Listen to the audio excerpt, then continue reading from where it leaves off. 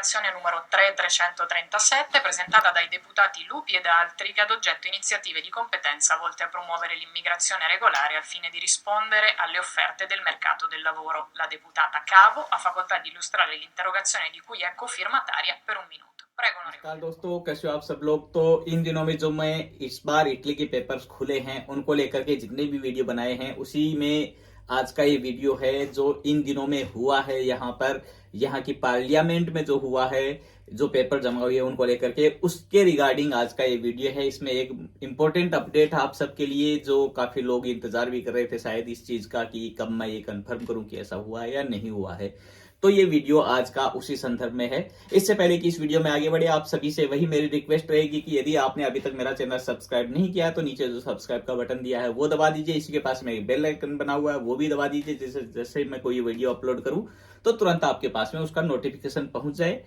और आप वो वीडियो सबसे पहले देख सके।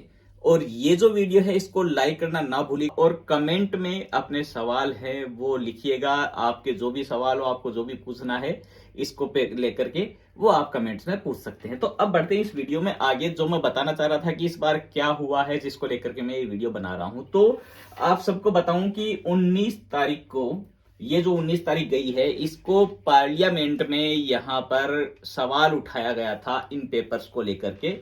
विपक्ष की तरफ से है वो सरकार से सवाल किया गया था, उसी को लेकर के आज का ये वीडियो है। 19 तारीख को क्वेश्चन आवर में विपक्ष के नेता है उन्होंने सवाल किया था सरकार को कि पेपर्स का क्या हो रहा है, कैसे या सरकार क्या करना चाह रही है। तो वो ही सारी डिटेल है वो इस वीडियो में मैं बताने जा रहा हूं आपको। तो क्या हुआ था उसमें। Signor Presidente, onorevoli colleghi, signori del Governo, vogliamo porre l'attenzione su due temi collegati: immigrazione economica e mercato del lavoro. Lunedì 27 marzo la piattaforma per il Click Day del decreto flussi ha raggiunto 240.000 domande da parte dei datori di lavoro a fronte degli 82.705 posti messi a disposizione dal Governo per l'ingresso di lavoratori non comunitari nel nostro Paese. Di questi 44.000 riguardano ingressi per motivi di lavoro stagionale, mentre le quote fissate per motivi di lavoro non stagionale e autonomo sono 38.705, di cui 30.105 unità riservate agli ingressi per lavoro subordinato non stagionale nei settori di autotrasporto, edilizia, turistico alberghiero e quest'anno anche meccanica, telecomunicazioni, alimentazione। 27 तारीख को जो click day हुआ था उसी को लेकर के, और हम दो फैक्टर जो आपस में जुड़े हुए हैं, एक तो इकोनॉमिक फैक्टर और एक है वो मर्कातो दल लावोरो यानी जॉब है। इसको लेकर के हमारा ये सवाल है।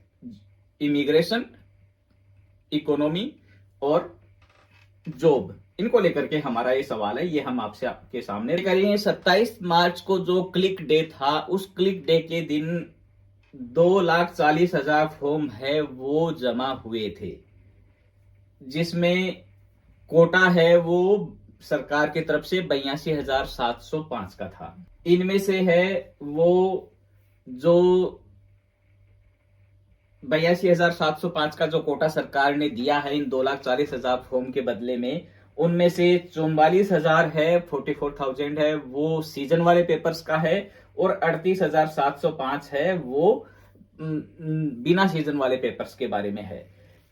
इनमें से है वो अलग अलग सेक्टर्स का है सारा कोटा, और इसके साथ ही साथ इसमें यानी लवोरो है वो सीजन वाला है, परमानेंट बिना सीजन वाला है, autotrasporti, edilizia, telecomunicazione, alberghiero, alimentare, cantieristica, इन सब सेक्टर्स के लिए ये जो कोटा आपने दिया है ये केवल इतना ही है, यानी 38,705 का ही है, जिनमें से 30,000 है वो इनके लिए रिजर्व किया गया है। बांका दी इतालिया जो है उसका एक अनुमान है कि वो कह रहे हैं 2026 तक हमें इटली की जो पॉपुलेशन है उसके द्वारा जितनी इटली की एक्टिव पॉपुलेशन है वो यदि सब भी काम करें तो भी 3,75,000 लोगों की हमारे पास में कमी रहेगी 2026 तक। ऐसा बैंक ऑफ इटालिया का जो है वो अनुमान है। बैंक ऑफ इटली कह रहा है कि 2026 तक हमें इतने लोगों की जरूरत पड़ेगी काम करने की कि यहाँ की जो पॉपुलेशन है उससे वो काम पूरा नहीं होगा। उसके अलावा भी हमें 3,75,000 लोगों की जरूरत पड़ेगी। तो ऐसे में ये जो डिटेल आ रही है बांका d'Italia की तरफ से और जो आप कर रहे हो, इनको लेकर के हम आपसे सवाल करना चाह रहे हैं, सरकार से सवाल करना चाह रहे हैं कि आप जो है वो जो इलीगल इमिग्रेशन होता है उसके बजाय लीगल इमिग्रेशन है, रेगुलर इमिग्रेशन है, उसके लिए आप क्या कदम उठाने जा रहे हैं जिससे कि ये जो कमी है ये पूरी हो सके। जो 3,75,000 का अनुमान है 2026 तक का, इसको हम पूरा कर सके, इसके लिए सरकार है वो क्या कदम उठाने जा रही है। तो फिर Il ministro dell'Interno Matteo Piantedosi ha facoltà di rispondere per 3 minuti. Prego, ministro. Grazie. President जो उस समय है उन्होंने मंत्री को कहा है, जो मिनिस्ट्रो dell'Interno है वो करी हैं कि मिनिस्ट्रो dell'Interno Matteo Piantedosi अब इसका जवाब देंगे। तो Matteo Piantedosi है वो इसका जवाब दे रहे हैं अपने आगे के इसमें। Grazie Presidente, il recente decreto flussi rappresenta solo un elemento della più ampia politica di gestione delle migrazioni posta in essere dall'esecutivo in una prospettiva di governo delle dinamiche migratorie funzionali alle esigenze del mercato del lavoro. Con decreto del Presidente del Consiglio dei Ministri dello scorso 29 dicembre è stata fissata la quota massima di ingressi di lavoratori stranieri non comunitari in 82.705 persone. Vale la pena di sottolineare che i precedenti decreti flussi avevano ammesso nel 2021 69.700 persone e nel 2020 30.850. Sono questi i dati incontrovertibili che testimoniano l'impegno del governo per favorire l'immigrazione regolare in modo da renderla proficua sia per i migranti sia per il sistema produttivo nazionale. All'esito dell'istruttoria delle circa 277.000 istanze pervenute con l'ultimo decreto flussi, l'analisi delle aree geografiche... तो अब जो है minister dell'Interno है वो जवाब दे रहे हैं इसका कि थैंक यू प्रेसिडेंट, अभी ये जो डेक्रेटो फ्लूसी जो है ये केवल एक हिस्सा है जिससे हम इमिग्रेशन को रेगुलराइज करते हैं। इमिग्रेशन है इसके द्वारा रेगुलर इमिग्रेशन है वो चल रहा है, जिससे जो भी काम की यहाँ पर जरूरत है, लेबर्स की जरूरत है, वर्कर्स की जरूरत है, उसको उसके बारे में डिटेल से स्टडी करके और डेक्रेटो फ्लूसी है इसके द्वारा हम है वो इसको रेगुलराइज करते हैं जितनी हमें आदमियों की जरूरत होती है। 29 दिसंबर को इस साल जो ये पेपर खुले हैं 29 दिसंबर को इसके लिए हमने 82,705 का है वो कोटा फिक्स किया था इस साल के लिए।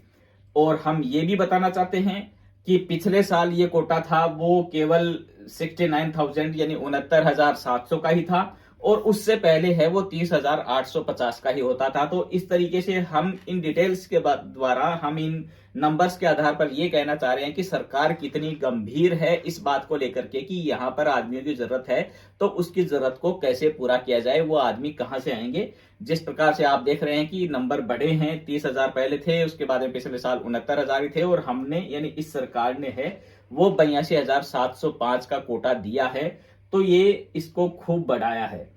अब जो उस दिन पेपर जमा हुए थे वो लगभग 2,77,000 पेपर जमा हुए हैं, यानी 2,77,000 लोगों की रिक्वेस्ट आई है कि हमें काम की जरूरत है इतने आदमियों की।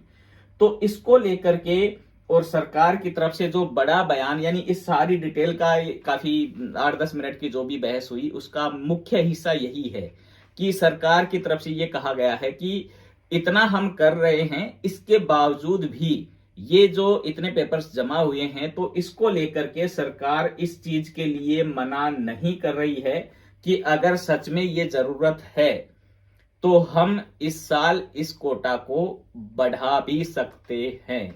ये वो इंपॉर्टेंट खबर है जिसके लिए ये वीडियो में मैंने बनाया है कि जो मंत्री है उन्होंने पार्लियामेंट में ऑफिशियली ये कहा है। अब से पहले क्या था कि जिस दिन फॉर्म जमा हुए थे उसी दिन से अलग अलग एसोसिएशंस का, अलग अलग लोगों का ये बयान आ रहा था कि ये कोटा कम है, इतने फॉर्म भरे गए हैं, फॉर्म ज्यादा भरे गए हैं, कोटा थोड़ा सा है, तो कैसे काम चलेगा, आदमी उतने आ ही नहीं रहे जितने हमें जरूरत है। तो ये कयास लगाए जा रहे थे कि हो सकता है कोटा बढ़ा दिया जाए। एक बात नोट करना कि कोटा अभी बढ़ा नहीं है, सरकार ने कोटा बढ़ाया नहीं है। केवल पार्लियामेंट में विपक्ष के जो सवाल थे उन सवालों का जवाब देते हुए सरकार की तरफ से ऑफिशियली ये कहा गया है कि जिस तरीके से फॉर्म अप्लाई हुए हैं और कोटा है वो उसका 1/3 ही है, यानी तीसरा हिस्सा ही है। तो हम इस बात के लिए मना नहीं कर रहे हैं कि यदि ये जरूरत है तो हम इस कोटा को और बढ़ा सकते हैं। अब बढ़ेगा नहीं बढ़ेगा ये आने वाला समय बताएगा, लेकिन सरकार की तरफ से फिलहाल इस चीज के लिए पॉजिटिव बात कही गई है कि यदि जो यहाँ, क्योंकि ये कोटा ऐसे ही नहीं बढ़ेगा, पहले इसकी पूरी जांच होगी कि किस तरीके से फॉर्म इतने आए हैं, सच में इतने लोगों की जरूरत है, किन किन लोगों को जरूरत है। उस हिसाब से यदि ये जरूरतें हैं तो सरकार है इस कोटे को, जो अभी कोटा दिया हुआ है 82,000 का, इस 82,000 को और बढ़ा सकती है। और बढ़ाने का मतलब यही होगा कि बहुत ज्यादा लोगों का नंबर आ सकता है। तो यदि ये कोटा बढ़ता है, नया कोटा आता है, तो उसके बाद में देखना होगा कि कहां पर किस तरीके से नया कोटा और डिवाइड किया जाता है। फिलहाल सरकार ने पॉजिटिव इंडिकेशन दी है कि यदि ये चीजें हैं, ये नंबर्स हैं, तो हम इस कोटा को बढ़ा सकते हैं। मैं आपको वो लाइन भी सुना देता हूं जहां पर यहाँ के मंत्री ने, पीएम तेदोजी ने जो कहा है कि कोटा बढ़ाने वाली लाइन है, वो आपको दोबारा से सुना देता हूं। इटालियन में है, उसका हिंदी मैंने आपको बता दिया है, जो इसका सारांश होता है। एक एक शब्द का मैंने ट्रांसलेशन नहीं किया है, लेकिन मोटा मोटा उसमें जो बात है वो सारी आपको बता दी है। तो ये है, वो भी आप सुन लीजिए कि उन्होंने क्या जवाब दिया है इसको लेकर के। In questo senso ribadisco che non abbiamo preclusione a considerare ampliamenti delle attuali quote di ingresso, fermo restando che le valutazioni concrete andranno svolte in sede interministeriale anche attraverso il confronto con le parti sociali.